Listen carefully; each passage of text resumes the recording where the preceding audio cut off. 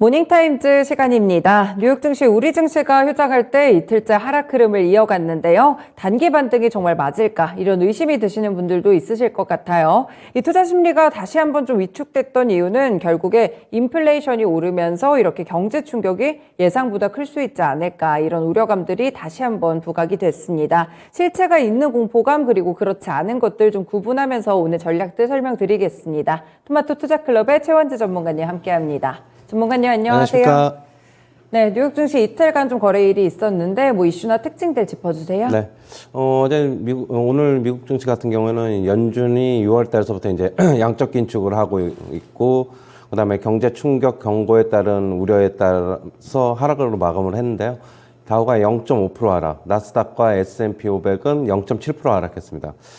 전부 모든 업종이 다 내렸는데 에너지 업종만 유일하게 상승을 했는데요. 에너지 업종에서 헬스라고 탐사기구 업체, 석유 탐사기구 업체가 있는데 3.5% 상승했고, 코코넛 필립스도 3% 상승, 대본 에너지 2.1% 상승했습니다. 그리고 빅테크 주식들 중에서는 아마존이 강세를 나타냈는데 1.2% 상승했고요. 그다음에 소프트웨어 주식인 아스펜 테크놀로지라고 있는데 3.5% 상승했습니다. 그다음에 세일스포스가 9.9%, 10% 가까이 급등을 했는데요. IT웨어, 소프트웨어 수요가 강력하다는 소식에 강세를 나타냈습니다. 웨드부시 증권에서는 이번에 실적 발표로 경관 실적을 확인했다라고 얘기를 하고 있는데요. 우려 요소가 많았지만은 긍정적이다라고 얘기를 하고 있습니다. 그리고 EPS 가이던스를 상향한 것도 역시 긍정적이다라고 얘기를 하고 있고요. 클라우드와 사이버 보안 관련 기업들의 수요에 대한 자신감으로 연결될 것이다 라고 얘기를 하고 있습니다. 그리고 CT 측에서도 우수한 실적 발표도 긍정적이고, 매출하고 순이익이 앞으로 이제 더 향상될 수 있을 것이다 라고 얘기를 하고 있습니다.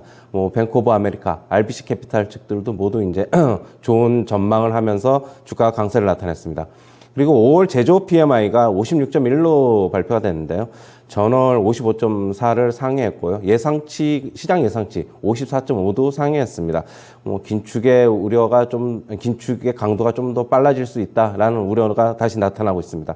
지금 베이지북이 나왔는데요. 대다수 지역의 경제가 이제 완만 또는 약간 상승하고 있다, 성장하고 있다라고 지금 얘기를 하고 있습니다.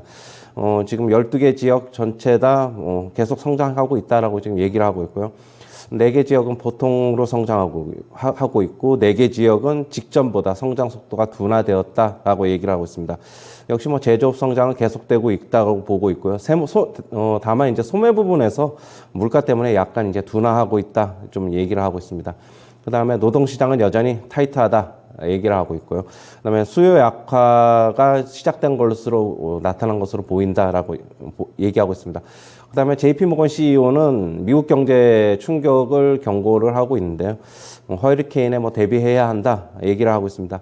지금 양적 긴축과 러시아 우크라이나 전쟁은 여전히 우려된다라고 얘기를 하고 있고요. 지금 유동성이 너무 많아서 유동성 일부 제거해야 한다라고 얘기를 하고 있습니다. 그리고 유가는 150달러 내지는 175달러까지 갈 수 있다. 상승 가능성을 경고하고 있습니다. 그다음에 리치먼드 연은 총재는 금리 인상 속도를 높이려면은 기대 인플레 변화가 필요하다라고 얘기를 하고 있습니다. 결국에는 75bp 금리 인상을 하려면은 기대 인플레이션의 변화가 필요하다라고 얘기를 하고 있고요. 지금 다음 두 차례 회의에서는 그냥 50bp 인상 편안하게 할 것으로 보고 있습니다. 그리고 경기 침체 가능성 일축하고 있습니다. 그다음에 애틀랜타 연은 총재는 얼마 전에 이제 9월 금리 인상을 쉬어갈 수 있다라는 이제 발언을 했는데요. 그것이 자기가 얘기한 게 결국에는 패드풋, 연준 풋이 아니다. 이렇게 얘기를 하면서 그쪽에 과도한 해석을 경계했습니다. 네, 이렇게 이슈들을 몇 가지 짚어드렸습니다. 중요한 내용들이 상당히 많았죠. 일단 먼저 이제 하락 이유로 꼽히는 게 연준이 양적 긴축을 이제 시작을 했는데, 이런 부분들이 시장 변동성을 좀 키울까요? 앞으로도. 그렇죠. 이게 이제 일단 950억 달러 월 이렇게 줄이기로 했는데, 네. 일단 수치상으로는 그런데 이게 어느 정도로 파급 효과가 나타날지는 아직 모르기 때문에, 네. 조금 긴장을 하고 좀 시장에 좀 안 좋게 반응한 것으로 보고 있고요. 네. 지금 JP모건 CEO 같은 경우에는 그런 이제 JP모건 미국 금융회사 중에서 최고 크니까 네네. CEO가 좀 그런 발언을 한 게 어느 정도 시장에도 좀 영향을 미친 게 아닌가라고 보고 있습니다. 아, 네, 그렇군요. 약간 어느 정도 이렇게 유명인이 이렇게 얘기를 하다 보니까 실제 경제 충격에 대한 공포감이 조금은 커지는 것 같은데 말씀을 주셔가지고 그 얘기로 좀 넘어가 볼게요. 아무래도 이제 뭐 미국 경제가 허리케인으로 가고 있다. 요게 그러니까 뭐 인플레이션이 더 심해지고 있고 뭐 이런 부분을 의미하는 건가요? 그러니까 이제 그 인플레이션은 뭐 당연히 심한데 네네. 이제 뭐 연준이 이제 본격적인 긴축을 개시를 하면서 이게 어느 정도로 자기가 생각하는 파급 효과가 나타날지 모른다는 네네. 건데요. 결국에는 뭐 약한 폭풍우가 될지 아주 강력한 초강력 허리케인이 될지는 이제 모른다. 그래서 이제 투자자들한테 대비하라 뭐 이런 식의 경고를 한 것으로 보고 있습니다. 그 중간에 유가 얘기도 150에서 175달러까지 이렇게 봤는데 충분히 가능한 얘기인가요? 뭐 저도 이제 그렇게 계속 유가 말씀드리고 네. 있는데 뭐 안 갔으면 좋겠는데 뭐 얘기를 하는 거 보니까 가긴 갈 건가 본데 아, 네. 150달러를 갈지 진짜 이 사람 말대로 한 170달러를 갈지는 모르겠습니다. 네. 그래서 뭐 저는 한 150달러 근처 아니면 140달러 한 중후반 정도에서 좀 꺾였으면 좋겠는데 네네. 만약 150달러 넘어가고 160, 170달러 가면은 시장에 큰 혼란이 있을 것은 그렇죠. 분명해 네. 보입니다. 일단은 조금 상방이 어느 정도까지 열려 있을지를 좀 유의해서 보셔야 될 것 같은데 그럼 이렇게 JP모건 CEO가 얘기하는 대로 투자자들이 방어를 좀 해야 된다고 하는데 어떻게 방어를 해야 될까요? 그러니까 그동안에 이제 주식 시장이나 부동산 시장에 지금 너무 과열됐었는데 네네, 그랬죠. 조금 무리하게 투자는 좀 피하라 뭐 좀 이런 식의 얘기를 하고 있거든요. 그렇다고 본다면 자기네들도 이미 그거에 대해서 대비를 하고 있다. 회사 자체적으로도 네네. 얘기를 하고 있어가지고 뭐 개인 투자자들도 일정 부분 조금 어느 정도 리스크를 좀 회피해야 된다라고 얘기를 하고 있는 것을 보고 네. 있습니다.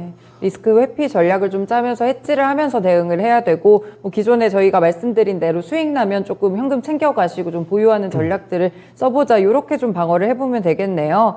네, 제조업 지표도 좀 올랐거든요. 약간 이렇게 되면 긴축 우려감은 뭐 계속 커지는 거 아닌가요? 그렇죠. 제조업이 지금 전월보다도 상승했고 물론 제조업 가지고는 뭐 판단을 연준이 네. 안 하지만은 그렇죠, 네.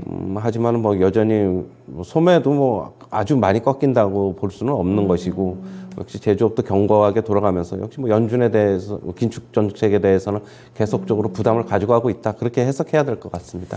네, 그렇군요. 이 베이지북 같은 경우에 사실 직전 보고서보다는 살짝 좀 인플레이션이니까 긴축 때문에 약간은 좀 둔화됐다, 약간 완만해졌다 네. 이런 언급을 좀 해주긴 했는데 네. 그래도 뭐 기존 내용 반복 수준인가요? 네, 지금 여전히 뭐 성장은 완만하게나마 계속 하고 있는 것으로 나타나고 네네. 있고요. 그리고 좀 전에 얘기했듯이 뭐 계속되는 연준의 긴축으로 인해서 수요 약화는 미세하게나마 좀 나타나고 있는 것으로 보고 있습니다. 약간 효과가 있는 네. 그런 모습이 나오고 있다 이렇게 보시네요.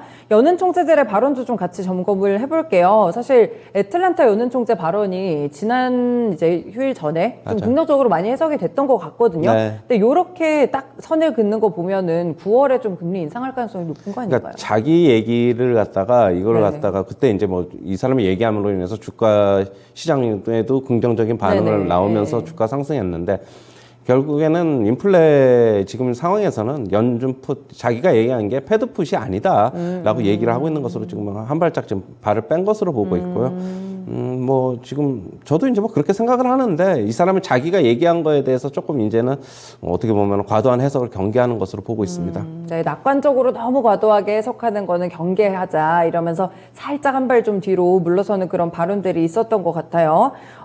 그리고 이제 그 전에 아까 외신에서도 잠깐 나왔었는데 옐런 장관이 또 인플레이션이 좀 오판을 했었다 이렇게 시인을 해줬잖아요. 근데 이렇게 정책 당국자가 인정까지 했는데 그러면 좀 강하게 좀 금리 인상의 드라이브가 걸리지 않을까요? 지금도 뭐 충분히 강하다고 생각을 하고 있고요. 뭐 지금 네. 75bp 금리 인상만 안 했을 뿐이지. 네. 6월, 7월 50bp 연속으로 하면 세 번 FOMC에서 연속적으로 50bp 하는 거니까 지금도 강하다고 생각을 합니다. 그러나 이제 옐런 재무장관은 조금 자기네들이 이제 판단을 조금 어떻게 보면 잘못했다, 실기했다라고 지금 얘기를 한 것으로 보고 있고요. 조금 더 일찍 대처를 했어야 되는데 그거에 대한 약간 좀 아쉬움이 남아 있는 것으로 좀 보고 있습니다. 만약에 조금 더 일찍 대처했으면 빅스텝도 이렇게 계속 강력하게 안 했을 것이고, 뭐 만약에 한 1년이나 6개월 전서부터 서서히 금리 인상을 했으면은 뭐 시장의 충격도 덜했겠죠. 그거에 대해서 얘기를 한 것으로 보고 있어요. 네, 조금 원만하게 인상을 조금씩 해나갔으면 좋았겠다. 이런 거에 대한 아쉬움이다. 뭐 이렇게 해석을 주시네요.